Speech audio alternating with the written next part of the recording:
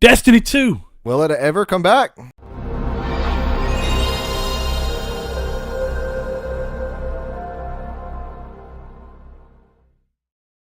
Hello, it's me. Rest in peace, earphone listeners. Yeah, rest in peace. Hello, welcome to Triangle Squared, PlayStation Podcast. I think this is episode, 42? But 42. Before we get into that, we're just going to make sure we're doing right because, Twitter apparently thought I was talking about episode 21. This is Triangle Squared, PlayStation Podcast. I'm your host, Brett Beck. Alongside me, Saul Bridges, your other hosts, bringing you lucky episode 42, not 21. Winner, chicken dinner. Yeah, that was a good time. You got to start remembering that, Saul. I can't be picking up the slack on that. That's your role. That is, hey, you said my name first, and I just finished it. That is true. I apologize. I've stepped on your toesies, and you stepped back on mine. I did. That's okay. Our toesies can be fixed. Well, Saul. They can't. It's been a weird day, but it's been a weird week. I'm sorry that we're getting started a little bit later than usual, but hey, we post every Monday on YouTube at 10 a.m. PST and 12 p.m. CST to YouTube or SoundCloud, any of the podcast services you'd like to listen to us on. So if you check us out on podcast services, specifically iTunes, if you'd give us a rating, helps us get seen, and a review also to tell us how we're doing, if there's anything we could do better. Or leave us or just tell us that you hate us, because, that's cool too. Or that you love us. Yeah. I mean, whatever you want to do. Your feelings. It's a free world. Or it somewhat. I mean, for now. Until the lizards come down from the moon. No, the lizard moon theory, though? No, they're in the Earth. I thought, hold on. I thought the lizards were down on Earth, but their base is the moon, and the moon is like some kind of weird see-through thing. We're near Automata now. I said it again. You people who pronounce that game wrong have gotten into my head, and now I can... Maybe somewhere there's an argument that is actually how you're supposed to pronounce it, but the word stems from automation, so wouldn't it be automata? Automata? See, you said it wrong again. Well, but I'm actually sitting there trying to think of how you would break it down. Okay, yeah, I mean... automation, so automata. Automata. Near automata. And that's how I say it. That's how I normally say it. But automata just sounds weird. Automata. That sounds like Transformers. Transformers, automata. I mean, never mind. I was going to get some spoilers. Oh, God, don't even. Yeah. Don't even. I almost let it slip. You guys are saved from spoilers. Okay, well, Saul, what have you been playing this week, man? Enter the Gungeon like normal. Like normal? Yeah. So have you got any further? Nope. Sure haven't. Now, I noticed you, because, I still haven't bought it yet, even though I played it at Blazes. I did enjoy it. I need to pick it up for too long, but I've also just got stuff to play. So I know that you were talking about you had gotten 8 layers through is what you had said, but he was saying there's only 5. So what's going on? There's a hidden layer. In the very first, I'm trying to think of that floor of the dungeon. You messed the table up. In the very first floor of the dungeon, there is this fireplace, and you can use a water weapon, or there is typically a water barrel in that room. Typically, there is one somewhere else on the level, and you can roll it into the fire and go into something called the oblette, or the oblette. I'm not too sure how to pronounce that name, or word, but I was getting those levels mixed up. So I'm actually a lot closer to the end than I thought. So what is the end in a game like that, though? I mean, because there's no real story to the game, right? I don't know. No, there is no story. It's just procedurally generated. I do know that there's a final boss, and I do know that after you beat the final boss, you can go through and unlock more playable characters. There's a bullet you can play as.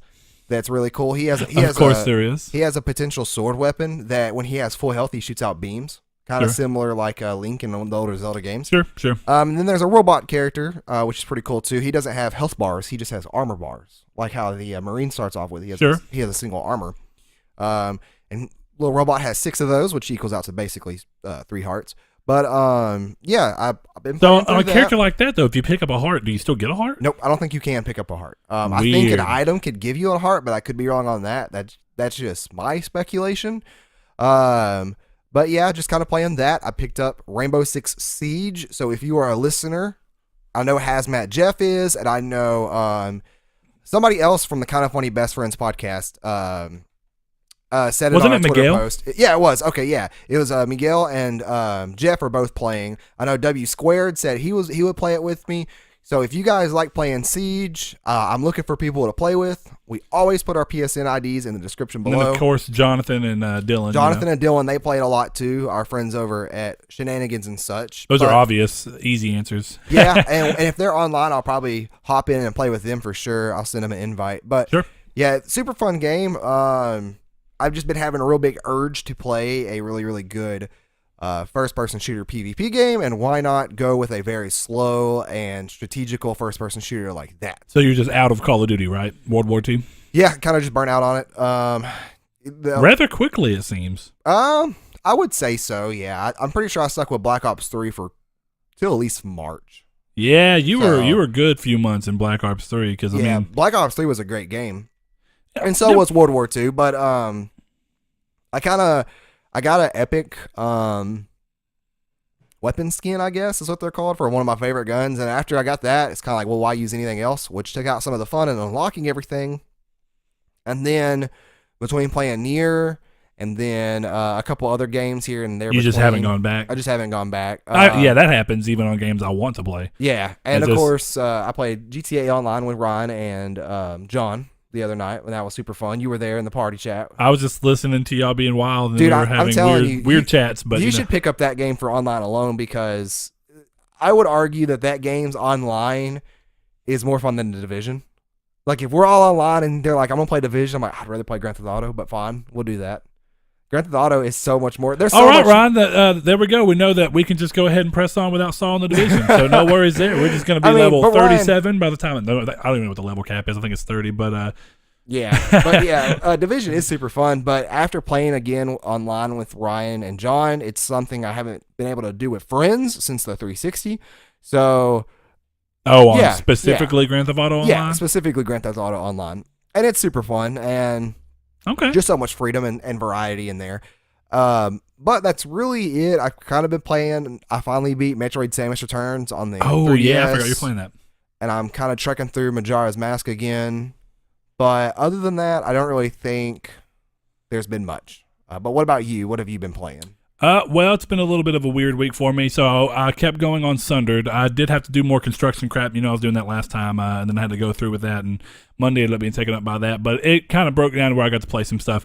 So I finally finished Sundered, and whoa, what a good game. I mean, really just super fun game. So, you finished that when we were playing the other night, right? Yeah. Okay.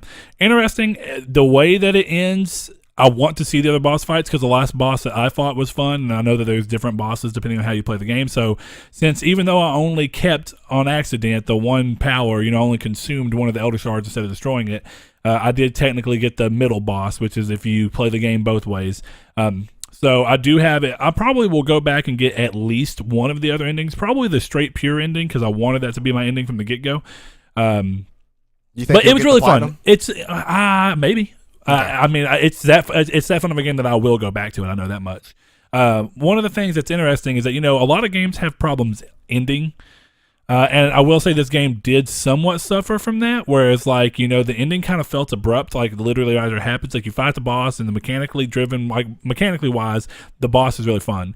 And then as soon as you're done with the boss, it's like this short scene happens, and you kind of come up. And it's real quick, and you almost feel like there's gonna be something else, and then it's just over.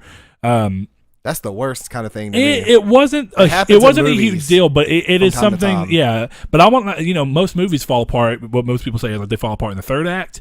This is not one of those situations. The game was literally great up until I beat the final boss, and then the ending just happened. I was like, for everything I did, that was a little underwhelming, but also maybe that's because of the ending I did. Maybe the pure good or pure bad endings are better. That's true. I don't know. And maybe it just feels better from the general pull of the story. I really wish that the game wouldn't have screwed me up on that, and that I wish I'd have known what I was able to do, or that it didn't save so much that as soon as it did it, I couldn't go back and undo it. Because I literally, as soon as it did it, I turned my PS4 off and then turned it back on, and I was like, autosave crap.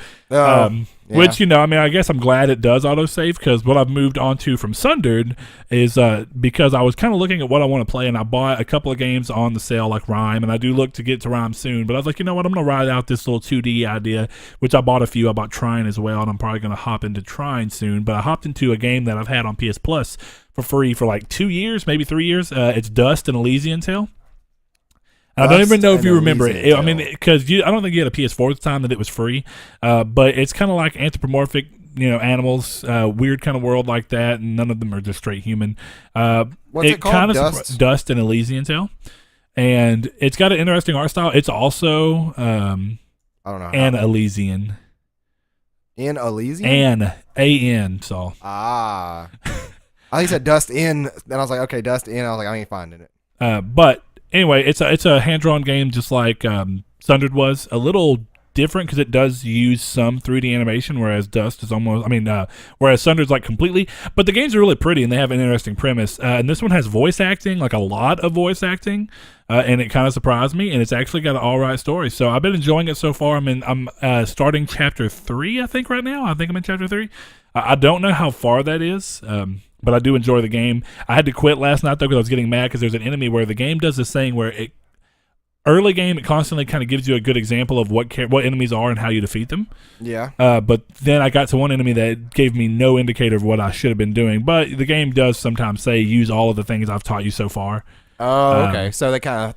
So I guess that's the justification is yeah. that you got to try everything just to see what's going to damage them. So that's what I moved into, and then, of course, we did play The Division the other day. So that's actually all I've managed to have time to play. I've been trying to look for some time to play Vita, because I do need to get back to SteamWorld Dig 2, and I've also just kind of want to play a couple of Vita games and be a little more, like, trying. I saw over on Square XO that Dan had played, I think it was called just One More Dungeon or something like that, and it was like a first-person dungeon crawler, which used to I would have just steered away from because it didn't sound like my kind of game, but Severed really pulled me into trying those and actually just seeing what it is. It may have been called One More Dungeon. Yeah, okay, that's it. Okay, yeah. But it's like a pixel-driven first-person dungeon game, which, for as much as I enjoyed Severed, I am going to give this a try. Okay, it doesn't look corridor-based, which is good. Like corridor-based for first-person like dungeons. Severed was? Yeah. Well, Severed was more fun, though, thankfully. Yeah, because than a lot of those, because I have played some of those, too, where you're literally in a room and it's just changing direction. Yeah, the reason Severed was fun is that. specifically because of the control scheme. What is the DS game called? Etrian Odyssey, I think. Oh, yeah. I think that's right. Etrian Odyssey. Yeah. Yeah.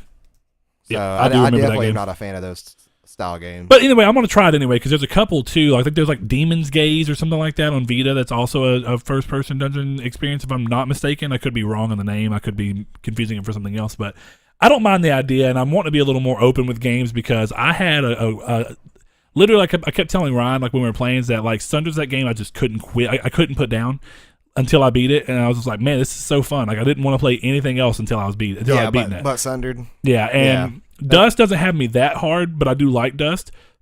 But my point being is that a lot of these smaller games do have that kind of power where it's things that those are types of games like Sundered is not a type of game you see any kind of like big budget title game. That's the indie space now, and those kind of games just have a weird pull to them. Sometimes mechanically driven games, as much as I love story based games that are that mechanical just have a really interesting way to pull you in. That was also like the thing with Terraria, because like Terraria doesn't have a story; it's just so mechanically fun that you just want to keep playing it. And there's so much to discover. Yeah, too, yeah. And and that was also, sometimes the puzzle aspects of Severed when it's like, is this something I can actually get through with what I have, or is this something I need a new perk or, a new ability for? Yeah, and that's why I'm a big fan of Metroid games. Yeah, Metroidvanias are really fun. So, but that's about it. So, but you know what? So I'll go ahead and hop into the drop real quick so we can get moving with this. Sure thing. Not a super long drop. It's the beginning of the year, so yeah, I figured it was still gonna be slow. Now I saw this Albert and Otto game the other day. Yeah, Albert and Otto is number 1 on the list for PS4. Super cool looking cover art. Now that's, if I'm not mistaken, that's the game that's all. It looks a lot like when you're actually playing it. It looks a lot like Limbo. Like it uses silhouette based gameplay. Like you don't actually see your character's features. It's all like white and black. And that's super cool. I liked Limbo a whole lot. And then the color splash comes from your red thing, which I'm assuming is auto, since the little symbol up on the logo is red as well. Yeah. But yeah, pretty interesting little looking game. I think that those types of games have a lot of room for people to like them. Yeah. There's just Limbo been was a super good game. Yeah, I really need to go back and play Limbo because I played a little bit of it and I liked it, but I also need to play. I need to go back and play Inside. Because I have it, but it's super short. I've never beat it. It's like 4.5 hours long at most. Yeah, that sounds about right. I think Limbo was a lot like that too. So, yeah. Good. We have next up on the list. We have Beholder Complete Edition for PS4. We have Digimon These names Digimon always get me. Story? Yeah, Digimon Story Cyber Sleuth, Hacker's Memory for PS4, out digital and Now, retail. I feel like I didn't hear about that one coming, but these Cyber Sleuth games have been coming like every year, I think. Yeah, and there's a huge People following for love them. I mean, I watched Jonathan whenever he was like living here. The first one, I think it was literally just called Digimon Story Cyber Sleuth. And then these have all been sequels from that, but there's been I see a couple people hopping up on the timeline that really like it, so that's cool. Yeah, and I've been meaning to jump in on them, especially when I had a Vita. Yeah, I mean, they're turn-based too, which is interesting. Yeah. So, I mean, and not necessarily in a bad way. I mean, it kind of makes me think of like Digimon World and stuff like that, older style Digimon games. I was a huge fan of Digimon when I was a kid, Sure. so there's some good nostalgia there. We have Inner Space for PS4, Kerbal Space Program Enhanced Edition for PS4, Kingdom New Lands. I don't know what that is, but I like the little pixel art. Yeah, I do too. I thought it was a Vita game at first, but alas, it's only on PS4. We have Portal of Evil Stolen Runes for PS4. Rento Fortune for PS4, out Friday. Star Drone PSVR, out Wednesday. Street Fighter V completed Arcade Edition for PS4, digital and retail available. And Vesta for PS4, out Friday. No Vita games this week, huh? No Vita games this week. Look at that. For the first time in a while where there's actually a decent week, there's not a single Vita game. That's kind of odd. And I got my hopes up with a banner this week because that is Beautiful Joe. Oh, yeah, that's a actually stupid costume and arcade. Yeah, the arcade edition of Street Fighter V. And it looked like our cards, from what I've seen, are costumes available on all characters? I guess so. Because I saw what looked like... I am not the person to be asking with Street Fighter. Yeah. I saw what looked like... Oh, Lord, I can't think of her name right now. Chun-Li. Chun-Li, yeah, wearing what looked like Ryu's outfit. I don't know if that's right or not, but I thought it was interesting nonetheless. Okay, well, I guess I'll move into news. So it's been been another one of those weird weeks for news where I've also been busy, and I just kind of took the stuff that caught my attention the most. So one of the things is, as we know, I'm a fan of remasters, and I think that there is a place for them, and also remakes, even though I have been liking what we've been seeing with remakes a little more lately. But if you're a fan of remasters, it's been a good week. Assassin's Creed Rogue is coming to PS4 and Xbox One on March 20th. And that does feature 4K, though they didn't say if it's upscaled or native or what. But 4K support for PS4 Pro and Xbox One X. No mention of HDR. Dark Souls comes on May 25th, and that's upscaled. They did say upscaled 4K for PS4 Pro and Xbox One X. Neither one of them are native 4K. But they do have 60 frames per second support on that game as well. Super good. Which is interesting, though, because do you remember that on PC for Dark Souls, you could do locked. DS Fix, though, yeah, and it would DS unlock Fix it. was a mod. But it messed the game up. Yeah, you don't want to, like... Well, I don't say mess it up, but it made, like, your jumps shorter and quicker, and it... Since it's emulating 60 frames, if I'm correct, so it's still kind of messing up. Well, I think it forces the game to 60 frames per second, but the game doesn't have anything. I don't actually understand that side of game making, but my assumption is because frames are going to be missing, it's trying to put frames in. Yeah, for those frames. Now, I don't know if that's true or not, but I do remember it messed with the game. I guess it would make sense if you're adding frames that your jump would be shorter and stuff like that. And I'm super conflicted with this. People are worried that it'll be the same thing here. It's 60 frames per second, but the game's not actually set for it. Couple things that are interesting, I think you'll like. There was like some wild rumors about it being in Dark Souls 3 engine. That's not going to be true, but it will be 60 frames per second. They are adding Dark Souls 3's online thing where you use a password set, which is like Bloodborne, which is good, to this one, which the servers are not peer-to-peer anymore. They are dedicated servers. That's good too. And what was the other thing? Oh, the multiplayer is going from 4 people to 6, which is whether or not good. that's interesting to you, I do think that's a good idea. That allows, because I know you'll probably get it. I'll get it. Jonathan, Dylan, they'll probably get it. And I do like playing those games alone for the most part. Now, this is the thing about the Dark Souls games that I thought it was really interesting that Dark Souls 3 didn't have after Bloodborne, is some kind of dungeon system like they did with the I'm glad.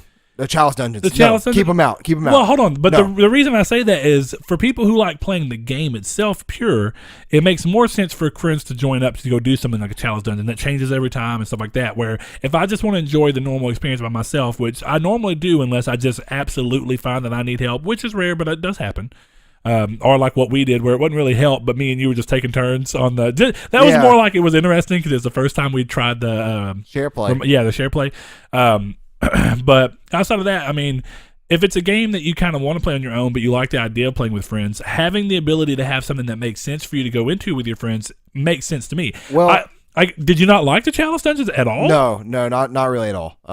They were fun. A lot of people were excited at the idea, and I know a lot of people who just generally liked them. They were fun, like a couple of them were, but grinding them to get all those, like I forgot even what they're called, materials to make the greater dungeons and stuff to get to the Krina Yarnum, that stuff was tiresome, and by the end of it all, do you think it would have been more fun if you didn't grind it and kind of just because you were grinding for the platinum?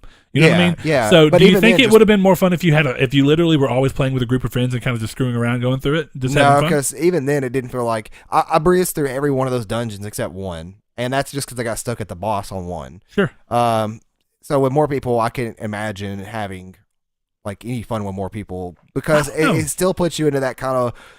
Because I know that the game has to have something. I mean, doesn't it scale somehow, some way when you add people? I'm sure it does. I imagine it scales difficulty. Now, I don't know that it adds enemies, but it may just make the enemies there a lot harder. But yeah, like what? How will that affect Dark Souls though? Because what do you mean? I mean, like, how do you think having 6 people will affect Dark Souls? That's what I was going to get to. Is that like there are these things called fight clubs people do, where like you literally get 3 or 4 people into a game together, and like you point at one, then you point at the other, and then you watch them fight, and then you take turns doing that kind of thing, and it's super fun. Like me, Jonathan, and Dylan actually did that.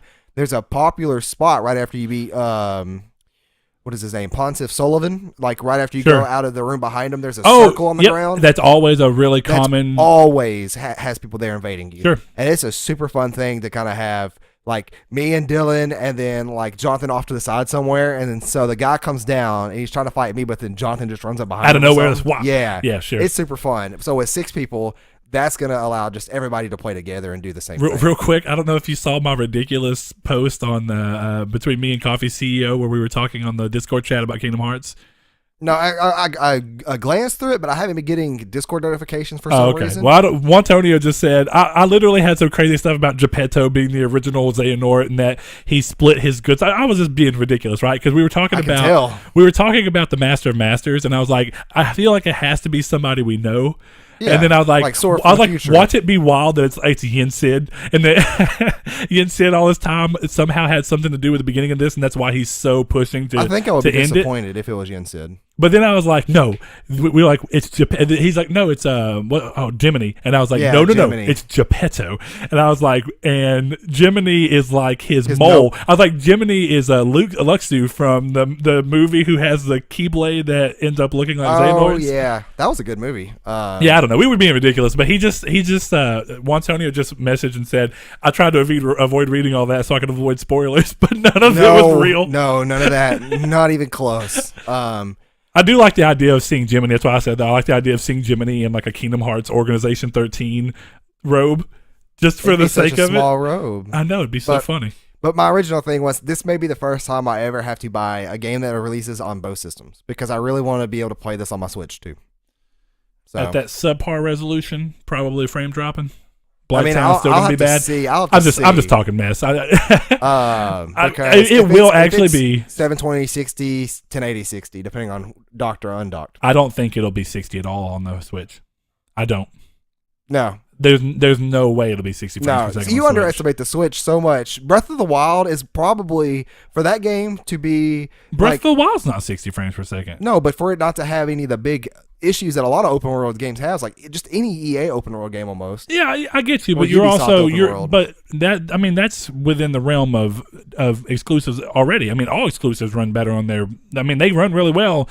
Horizon didn't run into half the problems that games run into on. I mean, frame open rate, world games. Yeah, because it sits there and tailored for one console. But my point being that I still don't care. I mean, they couldn't get Skyrim to run at 30 frames per second at 720p. It's subpar. You haven't watched Digital Foundry's video on that. I did. No, that's actually where I got that from. They said it only runs at 30 frames per second solid on the dock at 720. As soon as you take it off, I'll have to rewatch that video because I'm 99% sure that they ran into no problems in handheld mode. No. They said in handheld mode that there's a couple of drops and that it runs in like a variable frame rate from anywhere from 480 to 720. Wait, yeah, you're right. It runs on 1080p 30 frames. Docked, though. Yeah, docked. Yeah, that's and then 720. But my point being is that they couldn't even have that game run at 60 frames per second. Which is weird. But so it's not going to happen. It's also the... what am I thinking? What Dark Souls game? 2. I couldn't even think of what like the game. Oh, right after. yeah, you want the remaster for 2? Yeah, that ran at actually 60 when it came out. A lot of people said that looked weird. No, it looked good. It looked better. That's why it looks weird. It wasn't slow. Well, it just looked different. I mean, that's why it looks weird. It's like, could you remember I played the hell out of The Last of Us on PlayStation 3, and then honestly, still to this day, just because of how many times I've played The Last of Us, when I play it on PlayStation 4, I play it on 30 frames per second. I play it at 60, and I have to go through that stupid backpack glitch that happens. Because of the frame craze, yeah. Sure. Hey, look, I didn't have to go through that. Anyway, I'm going to keep going. Let's see. Hori revealed a new PS4 controller that looks to heavily emulate the Xbox One's controller. Onyx, as it is called, will feature asymmetrical sticks, but will lack the DS4's light bar, headphone jack, and built-in speaker. No word on North American release yet, but UK will see the controller release this the day that this goes live. So that's January 15th. I did not see a price, but yeah, if it's more than $30, it's ridiculous. Yeah, maybe I could see it going for 40. I just don't see why anybody would get it at 40. I mean, the headphone jack is the thing right there that makes me. I'm not going to buy it no matter what because it has no headphone jack. How weird is that? Yeah, like that's one of those things that if a PS5 came out and the controller had no headphone jack, better support DS4. I mean, you see that the Xbox had to go back and make a new controller that had it because people were literally crapping down their throat. They're like, "What the hell, guys?" That was such a genius thing to put onto a controller that it never should have. Yeah, which is good. That's one of the times where Sony set a standard that I'm glad is now a standard. Because, I mean, again, it's so weird that these third-party controllers do that, but that's probably their way of cutting costs. Because the controller did look sturdy. Like, it doesn't look like it's cheaply made. No, it looks like a fine controller. But I just don't get why. I don't get why you would spend that money when you could just buy the same one you have, which was what, $60 or was it $80? $120. That Razer controller? It's not a Razer. Oh, you don't have the Razer. You have the. Oh Lord, what's the? It's something with It's called the. Why'd you say that? Nacon Revolution. Nacon, yeah. And it was now you can get them actually really, really cheap. But it has paddles in the back, doesn't it? Yeah, it has. So that makes sense. Yeah, that makes sense. I think you can get so if you ever want one, they're super good. Like I need to replace mine. I don't know if you're talking to me about wanting one. I'm just talking about anybody out there. So they're $80 used from these sellers, but they've redesigned them to the number 2, and I think the number 2 is $80 new. Cool. So that's good to hear. All right, well, moving on. EA and DICE have announced plans for a patch for Battlefront 2. The patch aims to balance the game and also fix minor tweaks. Minor glitches. It's interesting to see that there is still no word of bringing transactions back to the game, which makes sense because obviously they got crapped on over it. But they did talk about bringing them back at some point, and they still haven't done it. So do you think it's been that they haven't been able to find a balance they feel like works that's fair, but also... or do you think it's literally that they're just being like, oh, we just don't want to touch it for a couple months? If they want to keep having those servers open, they probably don't want to touch it because what was it, 2 months ago that they took those transactions out? It was at launch. So yeah. Whenever the game released, which I think it was November, right? If they want their game to survive, they're not going to add them back in. And if they do, it'll be this coming winter. Well, what if they add them back in, like we were talking about, where they add it back in and they originally said they weren't wanting to do it because of because they didn't feel like it was right. But what if they add it back in Overwatch style? Yeah, cosmetics, then it'll be fine, and I'm sure. But the fact that they've already insulted everybody by saying there shouldn't be a pink Darth Vader because it's not canon, despite I'm on Hoth playing as Anakin Skywalker or whatever. Which is not canon, sure. So their excuses are lame, and I'm not going to support the game because they're lame. Yeah. I'm not going to buy it even if they take those transactions out. Well, Saul, this next one's pretty interesting, and I said that whenever I was talking to you about it a little bit earlier. But after pressure from fans, Sony and Japan Studio announced an extension for Gravity Rush 2's servers. Originally meant to be pulled on January 19th, the extension gives players until July 18th to take in all the online services that the game has to offer. I think this is really cool. People, when it happened, I was like, wow, a year after release, they're already going to pull. That's wild, right? People fought back. I agree. I don't think that the servers should be pulled at all. I think give it a full another year, but I know the game was highly likely. I haven't seen numbers on it, nor have I really looked. I don't think they've even talked about numbers, but I know the game was obviously a sales letdown. I think they knew that from the start. I think it was more of a, what do you want to call that? Just a move for fans, something they just did because it's like a favor almost, where like fans asked and they gave it. Like they did it even though they knew it wouldn't be very lucrative to them. But go ahead. I will point out that like a lot of people weren't talking about Gravity Rush 2 until they said that. Then a lot of people came out the woodworks and talked about it. So, well, I mean, because a lot of people talked about it ad nauseum at the beginning of the year. Whenever it first came out, people were like, "You need to play this. You need to play this. If you haven't played the second one, you never need to saw play that it." though. But Never. I mean, but it was there, and I was part of that. That's maybe that's why, because I was actively around those places, and I would also encourage people on Facebook, Twitter, N4G, any of these places that I kind of do sometimes visit. Every now and then, when I was on the PlayStation Reddit, I would post something about it, or if somebody was talking about it, I would say, "Yeah, definitely play it." I think it's a fantastic game. I do often tell people, though, you don't want to play 2 without having played 1, because 2 is so satisfying coming off from 1. You know, that's one of those things that's really cool. Yeah. And I mean, I'm glad, though, because it here's answered those people's cries. See, one of the things we talked about in the past, and we still have very different ideas, I think, on, but, you know, we've talked about it even with Ryan, a lot. But, you know, you're talking about Sony not making moves and that they're anti-consumer, blah, blah, blah.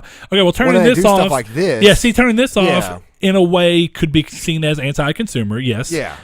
But the fact that this is why I say I don't think people are as vocal to Sony as you think about the crossplay, because as you see, a small but very, very aggressive group of people fought for Gravity Rush 2. And what do? They did it. And I don't even think they fought, though. I think that a lot of people, they just heard enough negativity. Well, there was a hashtag and everything, and people started pushing it. I mean, it's the same thing that brought Medieval back. I don't know if you saw it, but Medieval had a big campaign where it was like, bring back Medieval. I can't remember what the hashtag was. Hashtag for Gravity Rush, I think, was don't forget Gravity Rush or something like that.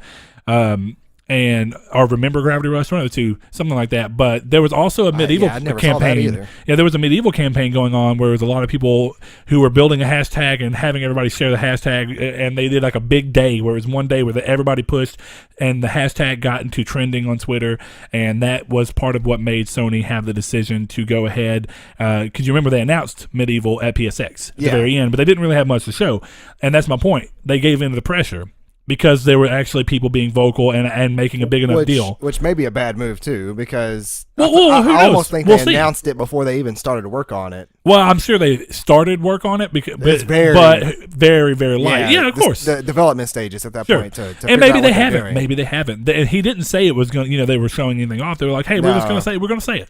Yeah. Here it is, But my point being is that Sony does listen when people are vocal. So I don't think people are as vocal as it's easy to look at this vocal minority on Twitter making a little bit of an uproar, but I don't think they're being vocal to Sony, which is who you have to be vocal to. You know what I mean? I think the problem is, though, is that what you're talking about is people who own a game that want to keep playing it on a Sony service. Well, but Medieval's not that. Medieval's a game that Sony has no reason to pull back. But it was originally a PlayStation game, though. But what I'm saying is that these people who are vocal about it are saying, I want to play against people on PS4 on my Switch and on my Xbox. Sony doesn't have to appease to those people because and I was about to get there. You're right. I mean, it's different, but I also think that Sony saying something and doing something when giving enough pressure means that there's probably not enough pressure. It's apples and oranges, though, because it's a game they own, they support, they have servers they pay for.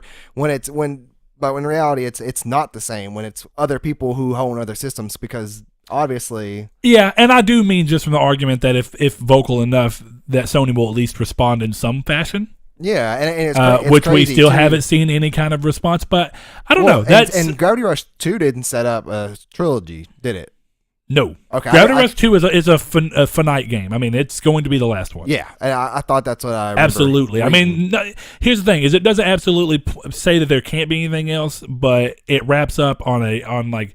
There's almost no way you see them doing anything. Closed book. Yeah, there's no. It doesn't introduce new questions that don't get answered, at least in my opinion. Yeah. So yeah, it's one of those things. It doesn't set up for another game in the series, but we're gonna have to follow the saga of whether or not something happens with crossplay and whether Sony ever talks about it. But I think it's going to take another big thing like Fortnite before that even becomes a deal again. You know what I mean? Yeah. It's going to have to take something actually happening. Next thing up on the list, fans went wild after the Cyberpunk 2077 Twitter account posted a small, uneventful tweet. The tweet in question was just beep. And I guess, must have been the one who retweeted on ours. Yeah, but I did. It led fans to speculate if we will be getting some form of news for the game soon. This is the first time in more than 3 years the account has tweeted. I did think that was important to put on here. So, of course, people saying that, it's got to be something, Well, it probably does, because why would they worry about that? One of my favorite things, one of the top tweets on there that was like people liking it, it's getting up there was, I'm surprised they remembered the password. Yeah, they definitely didn't log into that Twitter for no reason. That's it's hinting at something, and I'm hoping that with what would be for you? What E3. would be the E3? Now hold on. E3. Do you think it'll just be a beep and then nothing until E3, or do you think we'll see I think if they wanted to do something really, really cool, they could do a viral marketing campaign or just in general, just any kind of viral marketing in which they maybe have like an Easter egg hunt or something and, post weird clues to something. I always love that marketing strategy. It's so fun. Sure. But I don't think that they're going to say anything else until E3. And it's going to come out and surprise everybody because they're going to forget about that tweet for the most part. Do you think so? Or I think so. Because my only thing is that, obviously, The Witcher 3 killed this year monetarily. So, I mean, they're big enough that I do think that this could be one of those things where it makes most sense at E3, but I actually could also just see them doing their own event, possibly, to talk about the game. That seems like a lot, but games do it. That's going to blow a lot of their money, though. And I know that they're very rich because of The Witcher 3 and stuff, but like at the same time, The Witcher 3 outperformed a lot of the best-selling games this year. I'm pretty sure The Witcher 3. Did you see that? I'm pretty sure Witcher 3 outsold Witcher 1 and 2 by triple or double. That's what I remember reading last time. It's probably way more than that. Yeah, I think it was triple is what I read last time. The Witcher 2 sold well. I'll give it that. The Witcher 1 did not sell too terribly well. But moving on, Final Fantasy VII Remake's development appears to be going smooth if we are to believe Yoshinori Kitase. In a recent interview with Famitsu, Japanese magazine, he shares his goals for 2018 in regards to the game. He mentions wanting to work on the game's comfort. Still no release date or window given, which is to be expected. But if they're in the stages of trying to make the game a little more comfortable, that makes you think that they're foundation wise, they're where they want to be. They're just tweaking, likely traversal and combat. I hope so. But it's an interesting thing because this is not a new game. They're not figuring out a new story necessarily. They are figuring out ways to rework story and stuff like that. But you have a foundation of what you're going after, so it's easier for them to go into this game and make it quicker. If they're that far, then don't you feel like we're not far from a release? Now, we're not going to hear much about it until Kingdom Hearts gets its time in the limelight. I know that. Right, and this is probably going to release before that. You think that Final Fantasy will release before Kingdom Hearts? I do, yeah. Well, I still think, and I still give them their trust and whatnot. We've seen a lot on Kingdom Hearts 3. I do still think there's a chance that Kingdom Hearts 3 is a late this year game. I'm not gonna believe it until I'm playing. Until you see a date. Until you're playing it. Yeah. Okay. Are you not gonna believe it until like a week before? They're gonna delay it. No, I'm literally not gonna believe it until I'm in line at GameStop or download it digitally, whatever I'm doing by then. Because who knows? I may be on the PS7 in a future car somewhere in outer space. After they've shown this much, you think it's gonna be that far? I know that's hyperbole, but come on, man. That's too much. I don't think it's going to be 2018. I think that it's going to be So do you think it'll be something we saw like before where it's announced in 2018, but then it gets pushed back into the very first January? I think it's just going to be February of 18. Well, I mean 19. I highly see them giving a date for this year that just I fully expect if it ends up being 2019 law, their date will be this year. But if it gets pushed back at all, then it will be it'll have a date that gets pushed back into early year. So you think they'll do that on purpose? Not on purpose. No, I just think that we'll see a similar thing to what we saw with Final Fantasy or something like, if you really wanted to say maybe Gravity Rush 2 or whatever, even though Gravity Rush 2 was a victim of The Last Guardian moving. But what I mean is that it'll have a date that's like November or December of this year. And if it does get pushed back at all, we'll know that it should have been this year, but then it gets pushed back to like a January, February. But we'll see. That's something that's still interesting to talk about. And the final piece of news, which leads us into our topic of the show, is Bungie have posted a huge development update blog on its site that aims to let players see what short and long-term plans they have moving forward to bring players back to the game and keep others from leaving. Now, it's funny, we went to Twitter and kind of asked this question, and depending on where you are in playing the game right now, it seems wildly different over, what some people, if you're still playing it, you don't feel like there's not a lot of people playing it, but every person I know in person who is a hardcore Destiny fan does not play the game. Oh, I think about to say he is going to play the game. No. I mean, like right now, they currently do not play the game. Nope. Joe does not play the game. You do not play the game. Donovan does not play the game. I mean, Justin from GameStop doesn't play the game. I don't see anybody that we used to talk about playing it, really. We talked about Bozrox. He doesn't play it anymore, he said. I haven't seen RJ on it very much. And a couple of people I know played it. They didn't play it for a long time. They played it when Osiris came out, and then when they were done with Osiris, they just hopped right back out because they were like, that really wasn't what we wanted. See, I still haven't even done that yet. So you haven't even hopped played on- Osiris, I hopped right? on. No, I haven't played any of Osiris's content. Sure. I hopped online to get a gun from Zer, like I said before, and that's the last I played. And if Zer has, Oh, Saul, the you know boots what we of did? We did not Orpheus. do our we did not do reader mail. I figure we'll do that at the end of the show, since what we're doing is tying in. Sure. to the Okay. whole Well, hey, main if you wonder where the reader mail is, stay tuned to the end of the episode. Yes. And so we'll keep on going with what we've already started here. Sorry about that. We should have done it first. But, no, we're good. I like that we flowed directly into the topic. Sure, I do too. Okay, so let's see. Let me go to the main topic then, since our Twitter page is a little filled up. But so I think the part of the reason I wanted to do this episode, and because of what they posted yesterday, it kind of made me switch gears from what I was originally thinking about doing, is that me and you were both very head down in the Destiny 2 when it first came out. And you so more than me because, I mean, obviously you're a huge fan of Destiny, even Destiny 1. You played Destiny 1 more than probably anybody I actually know. Maybe Josh. I know you don't know Josh, but I know a couple people who played that game a lot. But Sure don't. my point being is that of the people I know, you are probably the biggest fan, if not one of the biggest fans that I personally know and put that much time in Destiny 1. So Destiny 2 obviously had an effect on you, and I remember you saying your biggest disappointment for 2018 or for 2017 was Destiny 2. Yeah. Which is funny because we were very high on Destiny 1 when it first came out, but for you, was it similar to me where like literally you were just playing it one day and it just stopped being fun? I think I got to the point in which I have done the raid like 3 or 4 times, and I was trying to get, what was it? It was a raid boots or something. I can't think of what Sure, it. so you were just trying to get a I was specific trying to piece get of a raid specific armor. raid gear, yeah. And I remember I did the raid, got the stupid sword again, and I got the stupid like chest plate again or whatever it was. Sure. You remember I got those legs like 6 times? Yeah, I think I was trying to get the gauntlets, but yeah, I do remember you getting the legs, and I got this. I kept getting the stupid. It was either gauntlets or chest plate. I kept getting over and over again, and then I stopped and thought to myself like, what am I gonna do when I finally get that? Like what is your next move in like, the game? I've been playing nothing but the raid, which is in game. So what now? I was like, you know what? This just isn't even worth it at this point. So then when Trials came out, they're like, well, here's the Infinite Vex Forest or whatever it is. And it's like, people were like, well, this is dumb. This is like the same thing over and over again. It's supposed to be procedurally generated, and I'm not having fun. Trials. You talking about Trials of Osiris?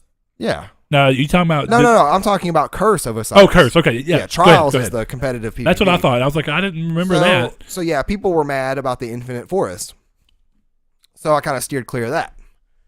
Then we kind of got the strikes that people were complaining about, wrongfully so. They were saying that the strikes shouldn't be in the story and blah, blah, blah, blah, blah. I don't agree. I thought the strikes in Destiny 1 that were part of the Destiny 1 story was super fun. Oh, yeah. No, I thought those were... Yeah, that was a good idea. Yeah. I mean, I get why people may want it to be separate. Maybe just for replayability outside of the story to be a little more fun. But in the moment, I think it makes those strikes really fun, at least the first couple times around. Now, one of the issues I had with Destiny as a whole is that the strikes still just lend themselves to getting boring. And That's another problem. And There's you get a only, little like- bit of a bump whenever you have the Nightfall. Like when they roll around for Nightfall, it's like, okay, what's a little different? But you still get bored of it. Yeah. And, Curse of Osiris added, I think, 2 new strikes. I'm going to look at some numbers real quick as I'm talking. But, yeah, it didn't add enough content to bring me back. And I don't know why, but I know that Joe has pretty much started playing. The last time he did play was around about a week after that launched, and he was playing only PvP.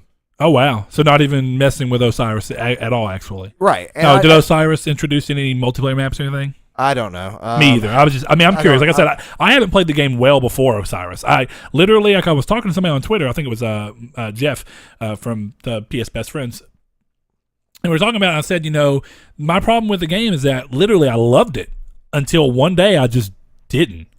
And it wasn't like a slow build towards it. I just turned it on one day and I was like, I don't feel like playing this. And I have not felt like playing the game once since. And, they added 1 new strike, 1 new public event. They added, of course, Mercury, which you can go to. They added, it says raid layer, which I think is a challenge. You see, system. someone talked about that. It's not even a new raid. It's a specific layer. Yeah, it's which sounds like it's inside of the original the original raids area. I'm pretty sure that's what it is, because I remember Luke, whatever his last name is, was talking about, somebody asked him, like, what are all these closed doors in the raid? And he's like, you'll find out. And if they go back to the first raid, which was a decent raid, but it wasn't even as good as I think any of the Destiny 1 raids were. I think it was a fun raid, but looking back on it, I didn't have. See, now, and I didn't do as much of the Destiny 1 raids, but what I did like about Destiny 2... King's Fall was the best in Destiny 1. I remember you talking about that a lot, but one of the things about Destiny 2, the first raid, that I really did like was that it wasn't trying to be so horde wavy. It was instead like, and it was one of the things I gave the raid, and why I thought it was very fun was that it was so mechanically driven. It was. And it was a breath of fresh air from the raids I did do in the first game. Yeah, and even King's Fall had a point where it was kind of wavy, like, where there was a couple enemies that kept coming out. Not too bad. But it felt like you went to an area, you fought a boss. You went to an area, you fought a boss. The only time I actually felt like you fought a boss in the raid in Destiny 2 was specifically the final boss. So when I can't remember his name, Callus. When you got specifically to Callus, I felt like that was what was going on. But my point being with all this is that everyone has a different threshold of what they expect the game to do for them, but a lot of people still don't play it. A lot of people still do play it, of course, but the numbers have not been extremely well from what I've seen and from what I've heard anecdotally. Now, I do want to say, before we go into one of the things I wanted to go into this, because did you read the update? The development one? The development update thing that they just released. It was yesterday. Yes. It wasn't yesterday, was it? It was yesterday. 2 days ago? No, it was yesterday. It was a roadmap of what they plan to do. So did you read that? Yes, because I have it pulled up. I want to talk about it on the episode so people who don't know can actually hear it. There's a couple things on there that get me super excited, but the rest of it is pretty much wait until the end of this year. Yeah, and that's how I'm saying. Like some of it's quick, and that's why I say it's very specifically worded. Short-term goals and long-term goals. They have things they want to implement quickly, but then some things are going to take a lot longer. But I did want to ask everybody on Twitter without any kind of inflection. Ooh, that's the player drop-off chart. Yeah, it's pretty bad. They said that the player drop-off in this game is worse than the player drop-off in No Man's Sky. Ooh, man, really? For the first, I think it was 2 months.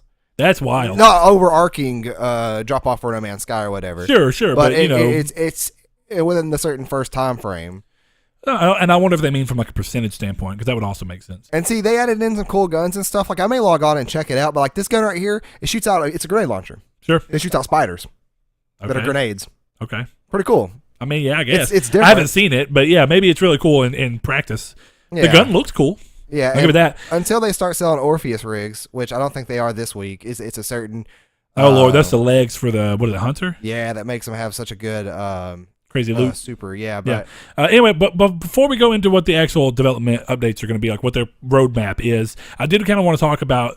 I wanted to look at stuff because what I ask people is like, do they believe that the game can make a comeback if they already played it or if they haven't played it yet? Do they feel like the game can pull them back to it or pull them into it for the first time? And if so, how? Like, what is the ways? Now, we didn't get too terribly many responses. It was also, I posted a little bit late this morning, but I did think it was interesting, the different viewpoints. So, like, one of them was No Fate. So, Sean, he says, I don't play Destiny, but I wonder what effect games as a service have on the ecosystem. I have no intention of playing Destiny because I don't want to feel committed to just one game doing the same grinds over and over again, which is exactly what we just talked about. You grinded to the point where you're like, now there's nothing. So, and definitely for us, it was like we were super late game. There was nothing else to grind. So what do you do? Which is weird because in certain stances, grinding is not fun. But the thing about Destiny 2 is that the grinding was fun. There was no rewards for doing such grinding. And then when you finally got Destiny the rewards, 1 had that. Yeah, and then sure. And see, that's what made Destiny 1 so special is that like Destiny 1, there are strike-specific weapons that had rolls. And now there's like many people who've played Destiny 1 for hundreds of hours on end will know that there is a certain gun, it is in a certain strike, and there's a certain roll with Firefly, and there's a certain roll with Outlaw they want, and everybody, me, Joe, and Gavin grinded that strike like 3 times in a row trying to get that gun. See, now it's such a good gun you wanted. One thing I felt like I remembered from whenever we were originally going back to all this is that don't I remember you being actually happy at the beginning about the fact that they were going to take rolls away? Yeah, because I thought they were going to implement more weapons. But now in retrospect, you wish the rolls were still there. In retrospect, I wish the rolls were still there. Now, granted, there's the new whole master craft system or whatever it's called, and there's going to be apparently for armor now in the developers. Yeah, sure, but there's weapons currently. Yeah. I haven't delved in that. I haven't delved into the Vex weapons or nothing. So this all stuff may be fixed, but yeah. Rolls, I think everybody was kind of excited when that first came out because they thought, Well, if one weapon can have 2 good rolls, that means that one weapon's going to be replaced or have a counterpart to it that's going to be just as good. Sure, instead of everything having a chance at a bad roll, instead we're just going to have 2 good guns, but maybe this is going to be hard to get, and that's part of the grind. Yeah, I grind this one out. I grind this one out. So now you think that there is going to be a gun that is going to have basically 2 parts to it, that you're going to, instead of searching after one legendary weapon, you're going to be searching after both of them, and then you're going to have both of the good rolls, or you're going to have 2 weapons that are a counterpart to each other and have them. Not the case. Instead, you get the same, actually, as a matter of fact, some of the greatest legendary weapons are quest weapons. See, and I can remember some of the guns that everybody talked about, like Might Multi-Tool, was a quest weapon. You didn't even have to grind for it. Yeah, and that's an exotic. Everybody had that. That ruined, I'm not going to say ruined PvP, but that made PvP it had a huge effect. A lot of people. Yeah, it had a huge negative impact because they gave them one of arguably the best scout rifle in Destiny 1. And you could get it at any point, because it's a little different. Like, you remember whenever the game introduced Vigilance Wing through the store, and everybody started buying Vigilance Wing and using it online. You remember that? No. Vigilance Wing was there.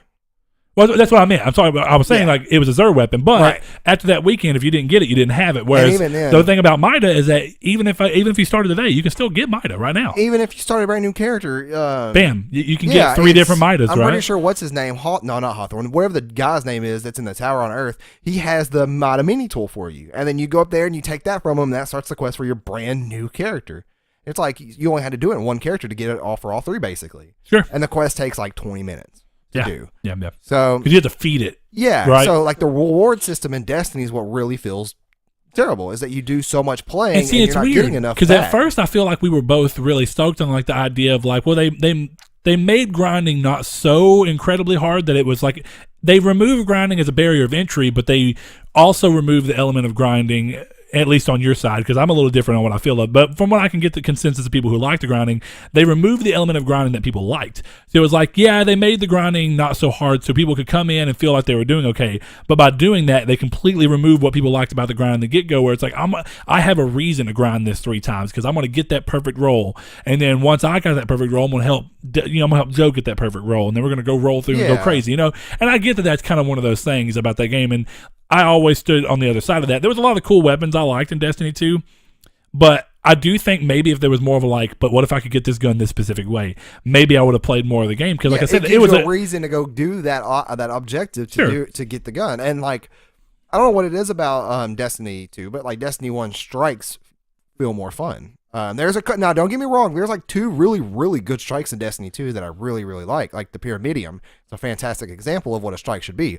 But the fact that I felt tired after playing a strike, and there's no incentive to play strike. And I know that by tired you mean you just didn't feel like playing afterwards. Yeah, right? it just wore me out to play because it was such a drag to do.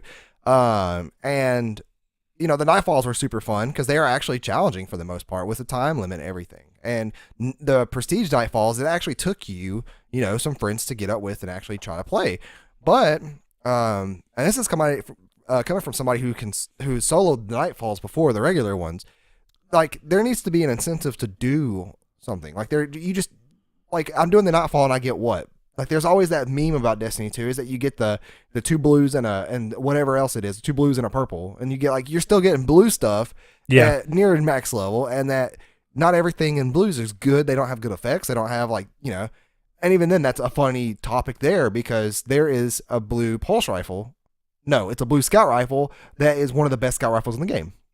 And it's I've seen people using that. Online. I think I remember that. That's the one that Trevor was using it a lot, and he was doing really good with it.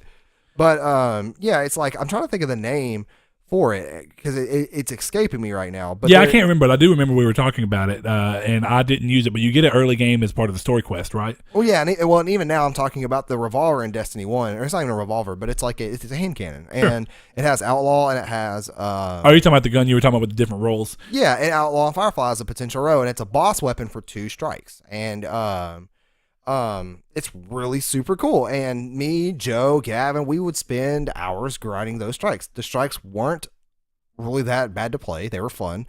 And it was just, it just feels like just playing these strikes now for no reason is a waste. Bring back strike scoring, the big Imago loop. Oh yeah. I remember that. And the thing is that Destiny 1 ended so greatly. Like, I feel like that Destiny 1, if I didn't burn myself out, was a game I could still go back and play. Which is funny because people are going back and playing Destiny 1's PvP. And going back and playing Destiny 1 in general. Sure. And it's like they downgraded themselves to add it in later. And that's the biggest problem. Yeah. When Destiny 2 came out, they took all the great stuff they added in Destiny 1 at the end, or with King's Fall and stuff, and then they just didn't put it in there. They didn't put strike scoring in there. And now, to be fair, I don't think that there was the real intention of adding it in later. I think they felt like they were doing a better job with it, and then they got told they weren't. And they're like, crap, now we got to put it back in, I don't know, which we're going to have to do later. Which is crazy because, like, I know strike scoring when that came out was fun. Coming back. So. Yeah. But before we go into what all is coming back and some of the new things that are going to happen, let's finish up with some of these responses to us. So Shenanigans and Such, we mentioned earlier, say, I think with all the new releases hitting, Destiny players won't return to the game until there's a release drought, which is actually a fairly good point. So if we have a week period between spring and summer, then maybe people will go back if we have no good releases for a bit. I get what he's saying for, I think, more of a casual player, but I think the hardcore Destiny people are more likely to go back quicker. As far as other responses, let's see. So we were talking about Jeff earlier, and he said, come back in what way? And this is like what I was talking about. There's different perceptions of where the game's at. But he said, come back in what way? I really don't think there's a way they can lose their base. And I think he's talking about like their straight minimum of people who still just play the game. Unlike The Division, people love Bungie more than just a new IP. They fucked up hard with D2, and it's still a game of the year for me, and still playing it at least once a week. So he's saying that despite all its flaws, he still feels like it's a great game, even if it did have a lot of problems from what he enjoyed about the original game. Yeah. Which I do feel like we all kind of got to that point at some point, but we were still just playing it, and then one day I had to hard stop. It's almost a mix of serious fatigue and frustration for me. It's just, and I can agree with him. Like, if I had somebody constantly to play that game with, I would be jumping on it. Kind of like Division. I'm not going to play Division by myself, but if you guys are on, I'll play. Or, unlike Rainbow Six, I can go home and play by myself and be fine. I can't do that with Destiny. There's no point. Sure. I'll be forced to do strikes, which I don't want to do. I'll be forced to try to solo the Nightfall, which is fun, but not something I always want to do. It's just, and I don't want to play PvP. All right, two more responses roll through real quick. Ryan says the argument could be made that game releases around Destiny 1 and Destiny 2 were a little different. There's a lot of good stuff to play around Destiny 2, I think is what he's saying, lending to only the hardest core sticking with 2, which is a good point. I do think that there's also more quality releases than I remember there being around the time of Destiny 1. There was more of a reason, and I could be wrong, but I feel like there was more of a reason for people who got on the Destiny 2. It was a new IP. It felt different for them, and there wasn't just a ton of games coming out in that particular area. What was it? Something came out in 2014. That you feel like was a big competitor? Yes. I don't know. Look into that real quick. The last one, though, is Mr. Sean Santarude. Hope that baby's doing real well. I don't think the expansions offer enough appeal anymore. The last few on the original game I barely played, so I never bought Destiny 2. I'm renting it now, but not that fussed to play it, which sounds like he has it, but he doesn't even care to put it into a system, which is unfortunate because I do think that there's up until you're done with the game, it's fun. I had problems with the story. In some ways it was better. In some ways I felt like it was actually worse. It just kind of depends on where you stand on that. There's a lot of things about the game pacing wise that could have been a lot better, but it's a fun game when you're still doing everything and everything feels fresh. Like the first time you're rolling through, okay, it's fun. The gameplay is fun. I mean, it's one of those games that you can never say the gunplay in Destiny is not satisfying, because it really is. Now, it doesn't mean it's what you're looking for, and it may not be the reason that'll keep you to stay, but it is a satisfying gunplay. And little games really top that. I mean, like some of the biggest games you're going to say is like, some people argue Halo, which could be from Bungie. So you're going to say Bungie and the Activision teams that rotate through Call of Duty have some of the best mechanically driven shooters that just feel really well in your hands. I'll say that there's an argument for Killzone because of the weightiness, which is not really replicated in a lot of games. I did love that, and I wish a little more games would do that, but those are kind of mine.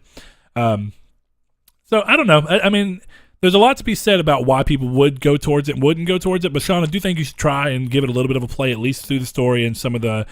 I think the raid is worth playing once, and it's one of the coolest parts of the game. And when I got to the raid, like literally, as I kept playing the game, the raid was the thing that made me like, this is actually really cool.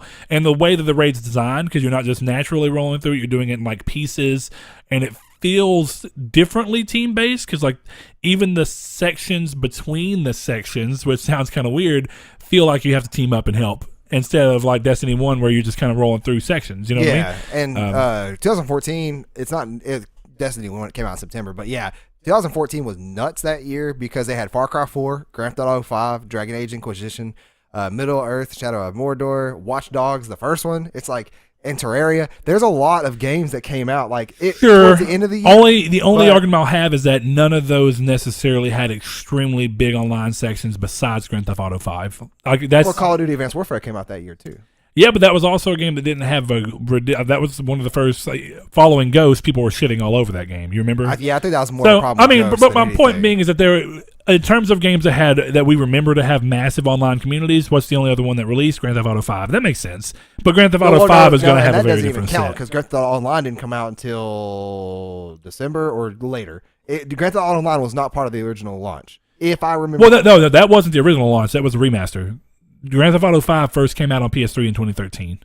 13, yeah, that's right, because this is an update. That was a remaster. So my point being is that those are the two games that would fight each other for it. But now we're going to move in. Was so long ago. It was. Now we're going to move into Destiny 2's development update and kind of go over the little bits of what we see. So he says here, this is Destiny content categories. So expansions, and this is something they're talking about in a clear expectation of what you're going to get out of each one. So expansions are purchasable updates that typically add new story, destinations, and gear, as well as new Crucible, Strike, and Raid Lair content. Which is funny they keep using this Raid Lair thing. Are they never going to add a new raid? I don't know. It sounds weird. I really don't know. And then there's going to be seasons. So introduce content that is made available to all players of Destiny 2 at no additional cost. And then there's a little post-launch content thing that shows that. And then the Eververse is obviously also part of that. Iron Banner, faction rallies, and their rewards will be available to everyone as part of Season 2. Additionally, going forward, we are making changes to the seasonal awards from Crucible, Strikes, and Trials that will be available to all players. Eververse is something that was talked about, and I saw, I'm sure you saw too, a huge campaign on Twitter and a couple other places for them to completely kill Eververse. Yeah. That was something for a while. They wanted Eververse completely gone. And if you went to Bungie.net's forums, that's all that's every single forum post was. So kill Eververse. As someone who kills more, as somebody who feels more for the series than I do, specifically, how does the idea of Eververse being completely gone to you feel for you? Because you actually did buy stuff from Eververse in the first game. I don't remember if you did in the second game. Right, yeah. But you were a purveyor of the Eververse. You liked the idea. When I forgot what set it was, but there was a set, I think it came out for the Dawning. It was like a Christmas. It was a Christmas thing, and then there was a ghosty ghost, like a ghost with a sheet over its face with a hole cut out. That's pretty cool. And I probably spent $40 total on everything. I think maybe 60. I can't remember. Okay, but you didn't spend what? I mean, don't get me wrong. That sounds like a lot of money to me, but I just don't normally do that. Well, so also, don't forget for most people, that's a little amount in the Eververse, right? Yeah. Don't forget that this is also the time when all your in-game roles and stuff weren't in Eververse. This is for cosmetic stuff. Yeah. Whereas Destiny 2 actually had armor all the ghosts that have come out are locked behind Eververse soon. Not now, not for long, but when they update this, they won't be. The sparrows, the everything.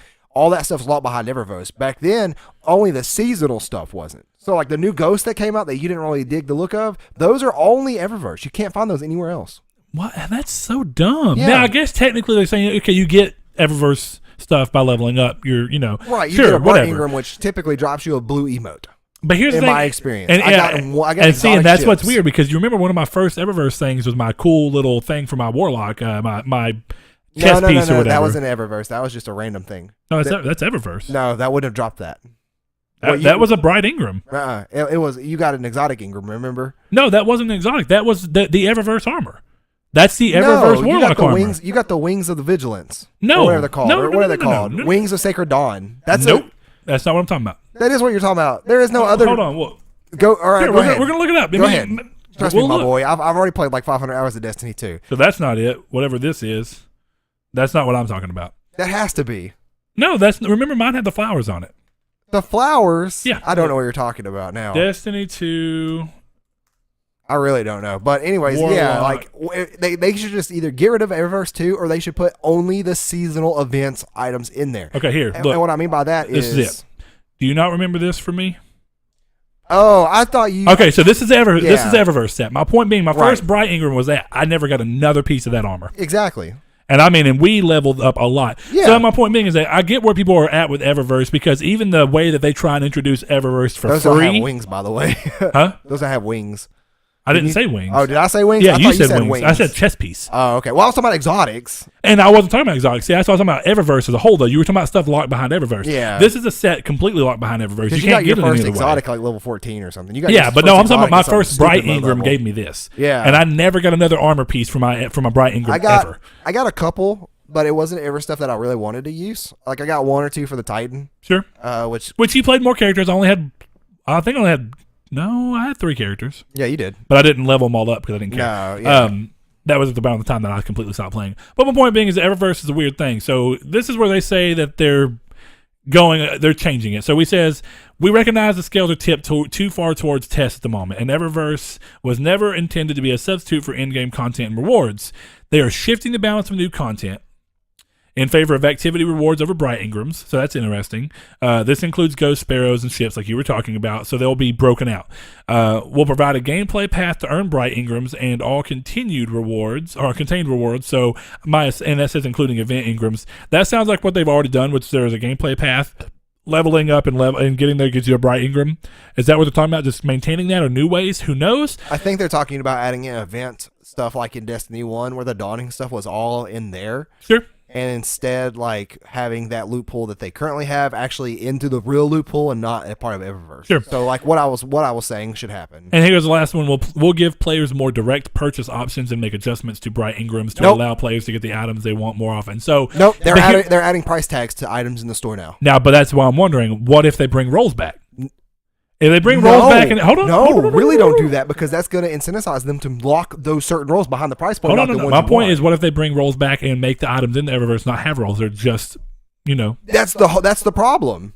Well, they're going to put the roll everybody wants behind a paywall instead of playing. That's not what I'm talking about. I'm talking about the first game, what you were talking about, where you get a piece of armor. And the piece of armor does not have anything. It's purely cosmetic. Don't put it in the store at all. That's the problem. Throw it out in the world. Give me something specific to go get it. Don't put it in Eververse. I will literally not pick the game back up if they put what exactly are you saying? Because I feel like you're confused on what I'm getting. You're saying put the piece of armor that I could buy in Eververse with the specific role I want. No, that's what you just said. No, it's not. I said take rolls. They add rolls to the game, but they make the item purely cosmetic. Which is what you're talking about from Destiny 1. The item did not have stats. It was a purely cosmetic piece, correct? No. Are you talking about in Eververse? In Eververse in Destiny 1. But why are you saying taking armor from the game? I'm not saying so. Say the armor pieces that are in Eververse, like the one I got. It had a roll with it already. It was a specific piece. It had its own benefits. Well, if they add rolls back to the game, but completely take all benefits away from that piece of armor, then when they have stuff inside of Eververse, whatever it be, so you can get the Eververse items you want, but they are purely cosmetic. There is no roll. There's no stats to it or anything. I imagine it would be a lot like what the game does already, where you buy it, it's a cosmetic piece, but then you merge something into it to give it its things. Now, I don't know if that's how it worked in Destiny 1, because I never messed with Eververse in Destiny 1. No, in Destiny 1, they were actual pieces of armor. They provided points for you. Okay, but they didn't have rolls or stats towards them, did they? They actually gave you intelligence and stuff that was in that game. That game's a little different, but they didn't have I guess, what do you call them what they have, a perk on the armor or whatever it is? No, not light level. You remember how every piece of armor in the game gives you, or not every piece, but some pieces of armor. Are you talking about the new Destiny 2 thing? Where maybe. You played way more Destiny 1 than Destiny I did. That's what I'm asking you. Let me look real quick, because my point being is that the armor had abilities, I guess is the way to say it. My armor had specific things that piece of armor did. So in Destiny 1, when you bought a piece of armor or a set that you were talking about, you bought the Dawning set, right? Right. Okay. Did the Dawning set give you any specific abilities? I do not remember. I know it gives you attributes, like it gives you intelligence and and I get that. Other ones sure. Okay. Or intellect, discipline, and strength. So let's see. So how would you feel? Some armor pieces have perks by gaining experience. Perks may boost faster reload times and stuff. This sounds like Destiny 1. Weird. I mean Destiny 2. Well, okay, so how would you feel about them doing what I thought they could have done in the first place, where you can buy pieces that are just purely cosmetic, but you can overlay them in where you overlay them into like a transmog spot, where every piece of armor has a transmog spot. You can get a piece of armor to look like you want it, but say you get a gun that has a badass roll, and you can buy an Eververse gun that's a specific style. Or okay, let's go a different way. So let's say that you have the legs you want in Destiny 2. What were those legs you were talking about? Orpheus rigs. Orpheus rigs. Okay, so say you have Orpheus rigs. What if the game has where say you like Orpheus rigs abilities, but you don't like the way they look? right? Say that the Eververse legs that you see look awesome. What if they find a way to make the Eververse one specifically cosmetic, and then you place it into the skin section or transmog section on the Orpheus rig, which makes the Orpheus rig look like the piece of armor that you want it to look like? Would you like or not like that? What it looks like. Yeah, would you like that or not like that, personally? From what you liked about Destiny 1 and also what you like about what Destiny 2 could become. That's technically adding transmog to the game. Now, you could also add transmog. I mean, yeah, they could add transmog with other things instead. Sure, you can add transmog on anything if you really want to, or they could lock it behind certain things. Now, would you be mad if they made it where transmog only happened on legendary items or whatever they were called, not legendary, exotics? Because like one of the things right now is that, if I remember right, exotics have some form of skin, but they're literally just a skin, right? What do you mean? Okay, like, so I had the cannon or whatever that was like that shot out weird crap. I can't remember. It was an exotic, and I remember I had a. Oh, you're talking about like a camo, basically. Basically, yeah. So like it changes the appearance of the gun. Yeah, so sure. I forgot what those are called. They may be called skins. I can't remember. Or something or another. But my point being is that, like, technically that's somewhat of a form of like it's a skin. But would you be okay with them adding it in just as a transmog item? I mean, that's really the basic of the question. Is that something you could see moving forward that would make you like Destiny more? And do you think that the Destiny player base as a whole would like that? Or do you feel like that pulls too far away from what people liked about Destiny? No, I feel like a lot of people have asked for transmog. But I feel like you've always been more attuned into the Destiny community than I have. And I do know a lot of people, they don't really want anything from tests. They'd rather tests be gone entirely. And okay, so like in Destiny 1, you could obtain them by doing books of completion. So like there was the Book of Dawning. I remember that, and I remember the Book of Iron or whatever it was. Yeah, from Rise of Iron. I don't know if Destiny 2 has done that yet or anything like that. Who knows? If they haven't, they need to. And if they do, they need to keep doing that, because that added a sense of completion. It added a pure level progression system that gave you checklists, and it told you do this, do this, sure. do this, get this. So it just needs to continue with that. So, okay, I got you. Moving on, though, do you see this? It says part of Season 3 is going to be Crimson Days. That sounds like February 13th. Is it supposed to be a Valentine's Day event? I have no idea what that even is. Players will earn double Ingrams at level up. 1 Crimson Ingram and 1 Illuminated Ingram. I think that's something that's already happened in Destiny 2. Weird. Okay, XP rates. We're still investigating changes to XP earned rates, which ties into the Eververse idea, right? Because you remember they were talking about the XP being not accurate as you continue to level up, so you would get less bright Ingrams, basically. So you wouldn't get too many too quickly. You remember the thing that was going on where people were getting, oh yeah, it is tied into. Yeah, that was Destiny 1 stuff like that. Ugly chocolate ghost. But anyway, you know, they were talking about in Destiny 2, there was people noticing that the XP that was being told that you were given was not moving. Even now, they say they're still investigating. Like at that point, that's just sad. So, and that doesn't make you happy as a person. You don't feel like the fact. I mean, they haven't fixed it yet. And that's weird, because didn't they say they fixed it and then went back and said it's still wrong? And then like something like Jeff Kaplan for Overwatch would have gotten this situation fixed already. This is ridiculous. Sure. Like this is something that like if I could go to the Destiny subreddit right now and I could see some of the current problems, because I have browsed it last week sometime, but people are literally asking, can we not have a Destiny 3? And it has 1,860 upvotes. Hey. So 1,860 upvotes saying that they don't want Destiny 3. That they just want an expansion, and no more writing. Let me show what a better sandbox looks like is high up there. It's just crazy, because Destiny 2 become the latest check back in a year game, and it's like it has like and Sean One Neo, he said earlier about games as a service and it affecting the ecosystem. And I think that they always affect them for the good. I just think that sometimes they take a while to do so. Destiny 1's a good example of that. Destiny 1 ended up being a great game. Overwatch has been having continuous love and support updates. The Division has as well. Rainbow Six Siege has as well. They have constantly supported that game. Destiny 2. I mean, this is the one where you see a lot of people complaining about Bungie. You don't really see that a whole lot with the other developers. And trust me, I've been in the Overwatch community. I've been in the Rainbow Six community before, and I am again. You see criticism, but you don't see people all out saying get rid of this feature, like straight this bashing microsystem. Yeah, I haven't seen this much hate for a game from its fans in a long. I say hate, time. but vitriol. I mean, sure. I mean, yeah. It's people being very vocal about what they don't like about the game because they feel like the game let them down that much. Oh yeah, and So- and you know, and I love just going onto their Reddit from time to time to see, you know, I kind of check back in to see if there's a surprise in there, like the developer notes were, and I kind of go in there and sometimes I check and see if they fix something. But more likely, I go in there and I check and I see the same complaints and even more complaints and different complaints about multiple things. All right, so Saul. And- Oh, go ahead. Sorry, I was just saying, I hope that eventually, one day, it gets fixed. And until it actually gets fixed, you don't see yourself revisiting. and you know, Destiny 1 was very similar. Destiny 1 came out, then House of Wolves came out, or whatever was the first one, and then the other one came out. Yeah. The Dark Below was first, and didn't then House add of Wolves. raids. Yeah, they didn't fix the slow grindy system that it had. It didn't add a whole lot of cool new weapons.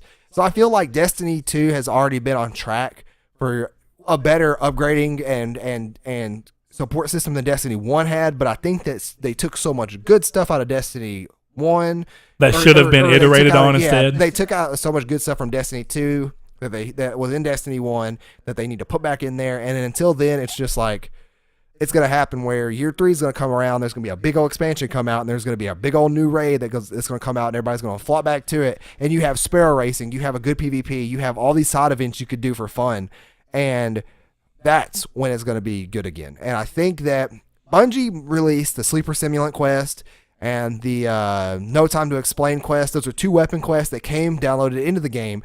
In the first game, correct? Yeah, and there was like Sleeper Simulant had you rerunning the first raid again, or Vault of Glass again, and doing these little different things in it, and it was super fun. And it was like a secret. It was like, go to the Cosmodrome and do this. And you didn't know what you were doing it for. They had and what was it? Outbreak Prime. Outbreak Prime in Destiny 1 is absolutely amazing. Did you ever see that? No. That's that pulse rifle Siva gun that you had to get by beating the But raid. I could. You're so passionate about this game, Saul. I mean, well, that's the problem. Is I enjoy talking to you about it because here's the thing: you're so passionate that sometimes you're jumping on things I'm saying because you think I'm saying one thing that goes to show me how much you really feel about this game. Because it's like even the thought of something not being like you want it is like no. Well, it's not even not like I want it. It's just like I think would make the game better. I know. But my point being is like it sounds so against what you feel like is best for the game that you're instantly like I don't want to see that. And that's the thing is that games like this become a big old echo chamber of the same people or not the same, but the same complaints from multiple people because they've heard it. And it's true. It's like, you know. Well, and then the complaints perpetuate. And the fans think they know what's the best for the game. But in this time around, there's just so much weird damage control going on and so much damage to the actual game that it's almost like you have to kind of listen to the people because if you don't, you're dead. Your game is going to die. Yeah, it'll be dead not dead in the water, but you know what I mean. Yeah. So real quick, the last thing I kind of want to do is just roll through. So it looks at the end of this, it's like a feature roadmap. So I want to kind of go over what you, as our Triangle Squared resident Destiny lover, what these make you feel. So January 30th, and I guess there's timelines for these. So Masterwork Armor, we talked about it very loosely. How do you feel about Masterwork Armor and the idea behind it? I don't know exactly what that is. I do know it adds more perks to your weapons your armors and stuff, and it does that for the weapons that are currently out. And I know there's a weird Vex system for your weapons too. If it adds a variety to things, and you can re-roll the armor stat type on Masterwork Armor, similar to Masterwork weapons. So they've added rolls into weapons and armor. A roll of a stat type. Now, that means that if it's more towards one stat than the other, you can just roll it back towards the way that you want it to work. You can upgrade a piece of armor to Masterwork by spending Masterwork cores and legendary shards. So any piece can be Masterwork. Which is interesting. Any legendary piece. Highly interesting. Okay, so raid reward rework.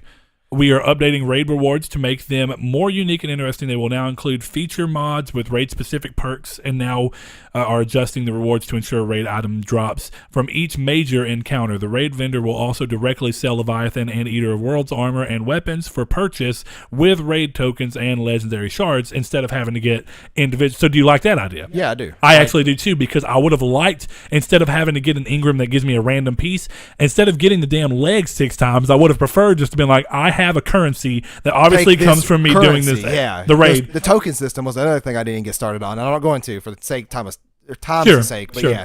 But yeah, again, token currency. This sounds like they're reworking the token system to make it make sense. You can buy directly with the currency you've been given, which is the tokens. But it says also with legendary shards, which is interesting. We are also adding a new ghost with raid specific perks. That sounds weird. Don't know Yeah, about not that. really super excited about that. Add a gun or something. Okay, February update, strike scoring, high score tracking. I know you're excited about that because I know you love strike scoring. That was one of the things you talked about in the Destiny 2 impressions that you liked. If you look at this, though, this is where, and somebody else pointed this out on Reddit. What's the top one say? Oh, what are you talking about? Strike scoring? Oh, you're talking about, yeah, February update. What is the bottom? What does the second bullet say? Strike scoring and high score tracking. No, the second bullet. Oh, yeah, it's going to replace the time limit mechanic. Read it. Yeah, strike scoring is coming to Nightfall. Is it coming to regular strikes? Ooh. Yeah, that's something that somebody pointed out on Reddit, and a lot of people were like, well, yeah, it obviously is. And somebody else, was kind of like, well, it may be their clever way of doing it for Nightfalls for now, but not to actual regular Not strikes. working in the normal. Weird. Yep. So you're excited, but also cautious because it doesn't sound like it's going to be expanded the whole game. Explains that description right there. I've already read through all this, so we don't have to go through all of this. Well, I mean, I don't know your feelings on it. That's kind of why I'm just like, I won't go through all of it. But okay, let's go back down. So spring 2018, this is more general. Crucible ranking. 6v6 back finally and ranking, 6v6 which is is back. going to be cool because that actually adds a reason to play. Now, what's weird is that they said that 6v6 will be back, but it'll be a separate playlist. It doesn't say it's I like that. It doesn't say it's ranking either. So I'm hoping that's what's Oh, that the 6v6 is ranked. or there's a 6v6 ranked version. I do not. And like there's that. also a 4v4 rank. I was though. super excited for the 4v4, thinking it was going to go back to Halo. It's not. It's worse. I liked it because I felt like it sped it up. But because I didn't play Crucible in the first game because I didn't like it. I played it, but I didn't enjoy it. Okay, so And, the point system like Valor and Glory is pretty cool too. Okay, so also seasonal Crucible ranks. So that means that the ranking will go with seasons, Which is something that happens in like a Rainbow Six right now, correct? That happens in almost every game now. Well, yeah, like Overwatch. It happens in these games as a service thing, right? Yeah, I mean that's like kind of League their of roll Legends, through. Dota. It's basically like Games of services. Yeah. Yeah. Okay. You basically play like placement matches, and then they give you a rank. Sure. And you then kind you of work your way through that the rank, and then at the end of the season, the rank. I'm pretty sure you restart. Private matches are back. Hallelujah. They always have been, I thought. Nope. Private matches have not existed in this game because you remember we used to be able to do private matches in Destiny 1 whenever I was trying to work towards the trophies. Yeah. Yeah, which is good. I mean, I and I also thinking think about that moment so clearly. if you literally just want to play with your friends, why not just play with your friends? That's cool. Let's see if there's any other big ones that I thought was like, okay, they say additional highlights, weapon and ability balance pass. Now, what the hell is a balance pass? Sandbox adjustments. I don't know. I don't know what a pass is. Sandbox adjustments based on player feedback and data from the live game. The Sandbox team will share specific changes as we lead up to Season 3. So that's way off. Exotic weapon and armor balance pass. This actually just seems like it's balancing and that they're using the word pass in a weird way. Seasonal reputation. That sounds interesting. Specific vendors will now display a seasonal ranking. Earning reputation will unlock unique seasonal awards and reset. That's one of the things I like about Diablo seasons where you kind of do specific seasonal events and that gives you... It sounds like it's going to go towards the seasonal sets, which is cool. We already kind of knew about that. Let's see if there's any other big things. Multi-emote. When multi-emotes launch, you will be able to choose which emote you have equipped to each of your 4 emote slots. That's cool because right now you only have 1 emote slot, correct? Yeah, and that's something everybody's been asking for a long, long time. Cool. And then the rest is kind of PC notes from the down. You can add PC chat to the tower, add PC chat to the lobbies or something. And then the last one's fall 2018 or sooner. We are working on a lot more than we were ready to discuss. So it sounds like item collections and records. Does that sound like in the records what you go through when you want to recreate a exotic that you've destroyed? Isn't that your collection and records? You go into, you could go into. It's in the same tab. Well, no, I think you're thinking about the kiosk. Is that what they? But I thought that's what they call it, your collection. Where you could go back. I mean, I'm sure they do, but Who knows? I think what they mean there is like collections and records of new Crucible playlists, e.g. Rumble, which sounds like a specific game mode. Yeah, better clan rewards, which say and masterwork exotics. Okay, all this stuff doesn't get me excited because it's at the end of the year. Guess what, guys? We just started this year. Yeah. It's like pinnacle weapon and gear improvements. I don't know what a pinnacle weapon is. That sounds like a new type of weapon. Trials of the 9 improvement, shaders and dismantling. I don't know what the hell that's talking about unless it's reworking shaders, which how do you feel about the idea of that? I bet you that's the multi-shader thing. People are, and I mean a lot of people are mad that when you want to get rid of a shader, you cannot delete the entire stack at once. You can delete. Oh yeah, one I remember that. So it takes forever. Yeah, took a guy 45 minutes to empty out his inventory. The future of guided games, whatever. Yeah. Address solo versus fireteam matchmaking. Was it me and you who played guided games and found that really cool, dude, or was that me and Joe? I think it was you and Joe. Okay, we played for like Nightfall. We found a Okay, really so that's cool the end guy. of it. It is a pretty big post, but it's also very vague in a lot of areas, which I feel like it's not clear enough on what exactly they're going to be doing. And sometimes, like definitely the strike scoring thing, it is weird that they use very specific wording. So in ways it's too vague, and in some ways it's a little too worded. I would have almost preferred this to have been vague, but I guess that would have set up weird expectations. I guess it's probably better that they're just saying, hey, it's going to be on Nightfalls. Yeah. But who knows? So, Saul, I mean, where do you stand on your hope for the games in general? That's kind of where we're at this particular I just hope that it comes out to have enough content and enough reason to play like Destiny. When's 1 the next time you up. see yourself jumping in? From what you see, all of 2018, apparently. Like, I'm not going to jump in for none of those little updates they're doing right so you're going to wait until the game is wholly changed and different before you try and come back Which in. is crazy because I'm pretty sure the very first update, Fallout 18, is going to be replicant of the very first update of Destiny 1, which was, what was that? Update. What was the big one? Now, No, or yeah, do you mean like the first big second expansion? raid, So the second raid. King's Fall. Well, I mean, not No. King's Fall, but That's the third, year 3. Year 2 is what I'm thinking of. And I can't think of what was year 2? What was year 2? the Taken King, right? No, that's year 3. I thought Iron Banner was year 3. I mean, the what's it called? Rise of Iron was year 3. Year 4. Rise of Iron is what everybody speculates was cut from Destiny 2. Oh, there's a lot of people that think that Hold Rise on, I thought the only or 4 maybe it was expansions the in the whole content. game was Dark Below, House of Wolves, the Taken King, and Rise of Iron. It was whenever they added, what was year 2? When they changed the light system. Okay, I get where you're going. No, well, they still did that in King's Fall, but that wasn't year 2. That was year 3 in King's Fall. Weird. I do not know what you're talking about then.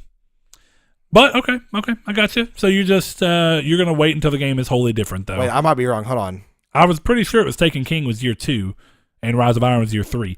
I don't think Destiny was around for 4 years. If it launched in 14 and then this one came out end of last year, that's 3 years. Yeah, you're right. Changes a week before the launch of Destiny Taken King. But I thought Everybody refers to Taken King as year 3, though. I've never seen that, but maybe that's what I mean. I don't know. Maybe that's what Destiny referred to it as. But that was second year stuff because that was the third expansion. Maybe that's what they're talking about. Because year 1 was Dark Below and House of Wolves.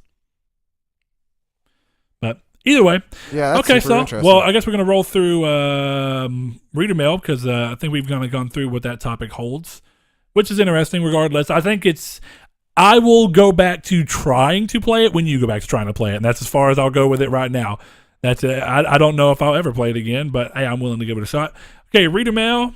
Let's see. No, you know I handle reader mail. Don't you dare. Okay, go ahead. So I'm Don't you sorry. dare handle all Man, my stepping reader on toes all over, right? Yeah, you are. I'm going to break them all. Richard Rivero said, well, since you said other things regarding our post, I always say ask us about games or other things because our reader mail section is always personal. You do not have to ask us about games. He says, do you guys prefer iOS or Android? Android. We both got Google Pixel 2 XLs. I'm all about that pure Android life. That's where I'm at. Yeah, none of that touch whiz. Yeah, well, I mean, TouchWiz is better, but I'm still sticking with pure Android. So, yeah, I came off of a Nexus 6P before this. So, yeah, the Nexus series was Google's pure Android line before they came out with Pixel. So, yeah, I am absolutely Android, and it's so weird because a lot of people do that. But go ahead, Saul. Next one. Sure. W squared. I don't know how well Brett can answer this question, but I can answer a couple things for him. I did he see said, it, what are your so- thoughts on the Nintendo Direct Mini and the way it literally just dropped out without official notice? I think more companies should take notice. I do agree with that. I do agree that the surprise Direct Minis are super fun. The day before, I was off work, and GameStop accidentally tweeted out saying that there was a Direct 45 minutes later, and they deleted the tweet. It actually ended up being the next day or next morning. So it was a wrongly scheduled tweet, is what it sounds like. But it was super fun because live streamers started going live and like getting ready for the Direct, and it was super fun to get part of the hype with that because I was super excited. But as for the Direct itself, super good. For 15 minutes, I think it's the best Direct mini or small that they've had in a long time. They revealed Yeast 8. Was it Lacrimose of Dana, but Lacrimose. I keep wanting to say Shadows of Dana. They revealed, Dark Souls Remastered, a couple Mario things here and there that I didn't necessarily pay attention to. And the biggest thing other than Dark Souls is that they revealed that they're making a World Ends With You remaster. And I thought that was amazing because that game's super fun. I just didn't like tearing up my touchscreen on the DS. Okay, so I'm going to say this. I do like the idea of a surprise thing. That was cool. But that's also not that weird for Nintendo. They've kind of just been doing that. Or it's either no notice or very short notice. So, I mean, yeah, that's also cool. Kind of lets you just... You don't feel like you're building up to it, and that means that your expectations don't get skyrocketed. Now, with that being said, also, we hadn't heard much for 2018 at all until this moment, and it still does exactly what I was concerned with in the initial set of all this, which is that all it does is still prove that all the Switch is doing is playing catch-up on all the games it missed throughout the Wii U generation, which is not really helping them very much, in my opinion. Now, we did get a couple of new announcements. We got a new Kirby game announced, correct? Well, it's gameplay, or it's a feature that added. That game's been announced for a while now. Okay. So, and I didn't see that. Okay, but it's a game that's coming soon, if I'm not mistaken, right? Yeah, it's. Out of new games, what was a new game that was announced? What do you mean? A new game that we've never seen on another system before. They added a new expansion or new content for Mario Rabbids Mix Up or whatever it's called. Okay, great, but that's not a new individual game. So, was there a single new individual game that's never been released on another console that was announced? Trying to think. I don't think so. I don't think so either, which leads to my exact problem with the Switch is that all it does is play catch up to everything that's been released. Here, it's not. Well, I mean, PS4 does that too. Well, no, and I'm not saying it's not an issue, but PS4 it's also. It's a general this generation thing is happening where it's a constant. Well, no, remasters are different, remakes. but why would you give a complete direct? Well, the system has almost relied on remasters to fill in the gaps. Nope. Breath of the Wild, Mario Odyssey. Right there alone has gotten people to buy the Switch, and then you're not counting. But I'm talking about once you have the system. You have the system, so you have like Xenoblade Chronicles 2 to play. You have Golf Story to go through and play. You have Owlboy, which isn't a like. No, hold on. I'm not talking about right now, but okay. And there's a couple. Like Owlboy is a good example of a game that is new that did come to the Switch. Hollow Knight, another good example. But for a lot of what's going to bring people to the system, it's the idea of Skyrim. Skyrim on the Switch, and it didn't even release with the. I don't think that's going to bring people to Switch though. Like, if you're interested, I'm sorry, not bringing. That is the wrong word. That's why I was saying this is specifically about if you have a Switch. And like my situation, I have a Switch and I've barely played it since launch. And I tried Xenoblade, not my taste. I need to give it back to you. It wasn't my taste either. It was a good game, but my point being, and that's not a high profile release by any standard, in my opinion. That's a big high profile. It's a high profile in a niche area because I saw a lot of hype for this game from a lot of different sources. Sure, and I think the original Xenoblade did well on them, but you're still talking very few in between.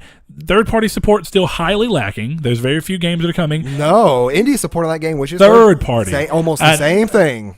What? Name some third-party games that are coming. What do you mean? I'm talking about third-party support that's new third-party support in line with everything else. Bayonetta.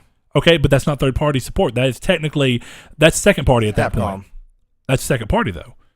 That game, Nintendo Platinum has and Capcom. Second party. Nintendo has Bayonetta came out on Xbox and PC. Bayonetta did, but Bayonetta 2 was specifically Wii U, and Bayonetta this is a whole new Bayonetta game. I know that. 3. Yeah, and I know, but that wasn't announced at this particular situation. But my point being, that second party in the extent of, I guess second party you'd say, is Capcom actually handling? Because if I'm not mistaken, Bayonetta 2 was completely published.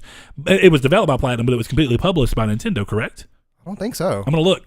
Yeah, look. But that's in the second party sits where it's a game that is not a first party studio and not a first party franchise, but it is exclusive to them now. Let me give some examples of third party because I always thought of these niches as third party, but well, some of them will be just literally third party exclusives, like what Nier Automata was to us. But I'm pretty sure Bayonetta 2 was published by Nintendo. Publisher Nintendo. That's what I'm saying. So it's second party. It's a studio not owned by them, just like what Insomniac is to PlayStation. It's not a first party game; it's a second party game. It's a first. I guess you can consider it a first party IP, but this really isn't first party IP. It's something they just took over. Well, but like third party and second party games at this point are all the same. No, when I say third party, I mean like games. So we know new games. Okay, like let's just say that they came out tomorrow and said Dark Souls 4. This is just a crazy example, right? So let's say they come out and go, hey, Dark Souls 4. Switch is not going to get that game. We just know it. You know that Switch is not going to get that game. They got Wolfenstein 2. Yeah, and they did get Wolfenstein. And Bethesda's been the only people doing it. And good on Bethesda. How long that'll last, I don't know. I hope it keeps lasting. But Yeah, outside of that, what has imagine EA done besides 2 sports games? I don't think it was actually 2 sports games. I don't think anybody on who are fans of Switch want EA. Well, no, but I mean, it's what's going to help a system. Again, it's about filling the in-betweens. There are still people that don't play indies. We know that. I'm not one of those people, but there are still people that don't play indies. And when I play indies, I play them on PlayStation. Yeah, I was going to say, nothing to the Vita, almost every game you play on the Vita in the past years is indies. I play indies. That's something I thought you just said I don't play indies. No, I said I play indies. There are people that don't. We are not those people. We play indies. But and I think that's the thing. Is that, so what is the draw? And I go wrong. So a little bit different. If an indie comes out on both systems, I'm going to buy it on PlayStation. That's but one here's thing. the problem is I think that you're just not a Nintendo fan that much. I mean, I like Kirby. I'm actually probably going to get Kirby. That'll be the first game I've gotten in a long time. And you like Zelda, but you didn't like Breath of the Wild, which is crazy to me for some weird reason. I didn't say I didn't like it. I just think it's overhyped. I think you should play it again. I think you should try to give it a second go. I don't even own the game anymore. I'll let you borrow it. I think you should go. I think you should go at it again. It's going to feel extremely boring playing the same exact thing that I've already played. You can go about it so many different ways, and all the shrines are so different. Sure, let me borrow it. I don't think I'll end up playing it. You should, because I have no pull to pick my Switch up because there's not a game that exists. And I'm like, okay, cool. I'm going to pick this up and play. What about like Stardew Valley? I'm stoked for it. Or I just want it's coming to Vita, and I want trophies. Now that's a problem of my own. I don't think that's going to come. That's a problem of my own. They've already said it is. I don't think that's going to happen. You think it'll fall through? So it's going to get canceled until it falls through. I'm waiting for. Let the Vita die so Sony can make a Vita 2. That's what we need to go with this. Let the Vita die. I don't know. I guess this is a ridiculous topic at this point. My point still stands that I'm not wholly convinced by anything Nintendo's done. This Direct was nothing but a bunch of ports of Wii U games, which, okay, great. But then why have you not brought obvious Wii U games like Smash over? Crazy oversight. I think that with those games like I'm pretty sure that they have to give those games like the real attention of their actual full studio because Smash has such a very competitive Smash scene. Wasn't even made by their studio. I don't know if you knew that. Smash it was made by Capcom or Namco Bandai? Namco. But those games are so meticulous with getting everything right for the competitive scene that like people who when Melee or when Brawl came out and it wasn't as floaty as Melee, people went back to Melee. Yeah, but all they have to do is facilitate it. What do you mean? They just have to be like, okay, hey, this is the game we want. We'll pay you guys to develop it. Well, you guys develop it. Since they didn't even develop it themselves. I'm sure they're doing that now, and I'm sure they're doing this new Pokemon game now. I'm sure it's all being worked on. I don't know. I just still feel like they have not done enough to show me that I want it. Because here's the thing about being a Nintendo fan. I bought and really enjoyed the 3DS. Yeah. And from the time I bought the 3DS, which was around launch, to the time that I have the same amount of time that I've had the Switch, so about a year. So to the year into the 3DS, I played way more of my 3DS than I've played on my Switch. Oh yeah, probably so. Because there was and that's because a big part of what's coming out, the 3DS did not have a bunch of games I've already played coming out on it. What is it? What was it called? Rune Factory. Well, yeah. I mean, Rune Factory was actually 3 years in. Yeah, I mean, that was a while in. My point being, though, there was games I wanted to play. There was a Kingdom Hearts game. There was stuff like that. I mean, they had Legend of Zelda, one that I liked. I enjoyed the 3DS much more than I think I'll enjoy the Switch throughout its lifetime, to be dead honest with you. But we'll see. You got to be optimistic, and you ain't being optimistic. I'm not being optimistic, but they've shown me no reason to be optimistic, and that's where I stand. I'm actually more mad that they keep putting games on the 3DS instead of making them cross-platform or just putting them on the Switch. I get trying to keep the 3DS alive, but why not make the games for both? Like Samus Returns, I would have loved to play if it would have been on Switch, and that would have been a reason for me to play Switch. And I'm sure that they'll make a. We'll see, and maybe that'll be the moment. Like, I'm stoked for the idea. Yeah, I'm stoked for the idea of Metroid Prime 4, but that's the only game on the horizon that really looks like crazy.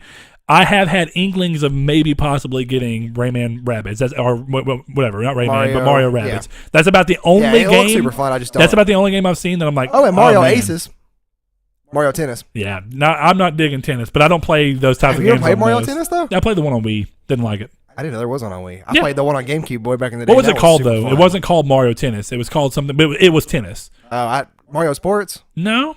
No, it was like, hold on. Ryan Turismo, Mudrunner, came up and said, what other video game podcast or YouTube content do you like to consume? So, I don't really listen to... Mario Power Tennis? You said it wasn't a tennis game. No, I said it was a tennis game, but the name wasn't Mario Tennis, and it wasn't, technically. Get out of here. But anyways, so for YouTube, for me, there's only I only listen to actual one podcast now, and it's called PKA. It's a Paint Color Already. It's an old school podcast with Call of Duty guys on it that don't play Call of Duty anymore. People like FPS Russia is on it. But mainly I use YouTube. It's my primary entertainment place to go. Watch a lot of PC stuff on there. building videos. I think I may be wrong about the tennis thing. Give me a second. Not like political correctness. I mean like personal computer stuff. But I watch a lot of stuff on that. I watch a lot of reviews for things I'm buying. And generally just a lot of things I'm subscribed to. There's a guy named Ice Poseidon who's like a live streamer on there, and I just now found out about him, and me and my fiance have been watching like all of his stuff because that dude is, I'm pretty sure he's just not in the same world we live in. Dude is absolutely nuts. Man, crazy. I cannot figure out what it was actually called, but there was something that came out for the Wii that I was like, this is wild looking. But we also own a Chromecast, so every now and then we rent videos or movies, from YouTube, and I could just throw them on the Chromecast. It's like $3, $4 to rent a movie, and it's super great. Okay, I was wrong. It's soccer that I was thinking about, Mario and it was Strikers. Mario Strikers Charge. But I Which did is play actually- Power Tennis. well, I was But gonna this say- was the cover I had in mind. Well, yeah, I was gonna say Mario Strikers Charge is actually a remake of Mario Strikers for the GameCube. Cool. Look at that. Nothing but remakes and remasters. I can't talk. I'm excited as hell for Shadow of the Colossus remake. So, But good for what them. about you? I know you don't watch really any YouTube at all. I don't deal with YouTube too terribly much. I say that I don't deal with other gaming channels. That's actually so other video game podcasts. I mean, I used to dip into the kind of funny stuff a lot. Time more than anything just keeps me from doing that because I'm constantly doing stuff with my personal life, my work life, and then trying to do stuff for this channel. That's part of that. As far as other YouTube content that I do consume, it's normally stuff that I can do very hands off on, and I find myself, depending on what it is, being too drawn to watch video wise. So I try and do it where like one of the things I watch a lot is like Ruben Report. I really like Ruben Report. Yeah. And that a lot of that comes from the fact that I do somewhat agree with his general lines of like where he stands on political nature. But I also like that he literally just brings in anybody. And I like hearing all the different people talk. That's my thing. I'm like, okay, this dude's a real crazy Republican dude. Let's hear him talk. Let's see what he says. Even if I don't agree with it, I just am curious to what he said. And I also think that Ruben's really good at facilitating conversation. Oh, yeah. So he's good at asking questions that just, again, I think it just goes to strengthen. I'm not an extremely political person. I like having the conversations with people I know will not be offended by anything that I say, but I also just think that everybody's going to calm down on that kind of stuff. My personal opinion on that. So don't chastise me. But yeah, I do like watching Ruben Report mainly just because, like, I was watching something the other day and Hannah goes, "Why are you watching that?" And the way she said it, almost like, I was like, well, why does it matter to you? But then she's like, well, no, we were eating. And she's like, why are you watching that while we're eating? It's loud. I was like, okay. But I was like, at first I was like, it's interesting to me. Yeah. I don't have to agree with anything these people say, but just hearing people talk about what they believe and what they feel, sometimes from a factual standpoint, sometimes from a moral center that they feel like they have, I just think it's extremely interesting to listen to. Another interesting person is Stephen Molyneux. And I really like Stephen Molyneux. He's or Stephen, whatever you call him. Well, I was gonna say, yeah, you can't say you like that guy in some places of the world because, like, I'll say he has really good debates. Again, he's a good. I don't even have to agree with what he's talking about. Yeah, he's it's a just his good debates. facilitator, Dude, go watch the Flat Earth. If you No, guys- it's hilarious. No, yeah, you have to go watch his Flat Earth debate. He's on the side for it being a normal Earth, and then he's arguing against somebody or debating with somebody who thinks It's it's flat. funny the people though. He's such a good facilitator that he sometimes makes the people come out as shallow in their Idiots. thoughts. And I'm not gonna say idiots. No, I will. But I'll they're say shallow idiots. in their thoughts as they sound like they are. But sometimes you're given the benefit of the doubt. But he just puts them in these corners. It's like they really don't. They haven't critical thought to that point. And sometimes I wish that people would just be like, you know what, I don't quite know on that, and I'm gonna think back on that. You've given me a lot to think about. Yeah. Fine, that'd be a great ending. But sometimes the way that people Dude, go, I've watched- they just dig themselves into it. I've watched his Flat Earth debate like 5 times, and it's entertaining It's so every fun. single time. I love watching. See, I love listening to stuff like that when I'm playing games like Sundered that don't have a lot of dialogue or anything. Oh, dude, I was playing Breath of the Wild listening to that specific. Yeah, see, that's a perfect specific example one. because like I listen to a lot of Stephen Molyneux when I was platinuming the Crash Bandicoot games. Yeah, and he has general really interesting topics and debates with people. So that's I definitely like a good one. I like intellectually stimulating stuff for the most part, but I also do like ridiculous stuff. I mean, Yeah. like me and Blaze have been doing. I can't remember the name of the channel off the top of my head right now, but it's this YouTube channel like Syndigo or something like that, and they have like this music video. It's like called Blonde Boys, and it's the most ridiculous thing. I'll show it to you when we're done. But I do like funny stuff. I'm very into comedy. But you like the smart stuff, Huh? Rick and Morty. Yeah. Genius. I do like Rick and Morty, stuff like that, but that's not necessarily Your YouTube IQ, related. So it makes you But understand. I like ridiculous humor, and I do find that nothing is sacred in humor. I think comedy is completely open to anything you want to talk about and joke about because you're joking. That's the whole point of it. It's a moment of levity, and sometimes otherwise very tense and heavy moments. I like that, and something I like in games. So that's where I go. All right, and Shariko asked 2 questions, but due to time, we're actually going to answer one because we have been going for almost 2 hours now, and it is Coke, Diet Coke, Vanilla Coke, or Pepsi, or Dark Side Dr. Pepper. And what the hell is Dark Side Dr. Pepper? I think he just means the dark side is Dr. Pepper. Dr. Pepper is my favorite. Dr. Pepper. Dr. Pepper is my favorite. And then Dr. Pepper. if Coke is an option, it's Dr. Pepper. And if Pepsi's an option, Pepsi or Mountain Dew. But Pepsi, Dr. Pepper. What about you, Brett? Okay, if the dark side's Dr. Pepper, I'm Dr. Pepper, man. That's just where I'm at. That does seem like that's where he's going with the conversation.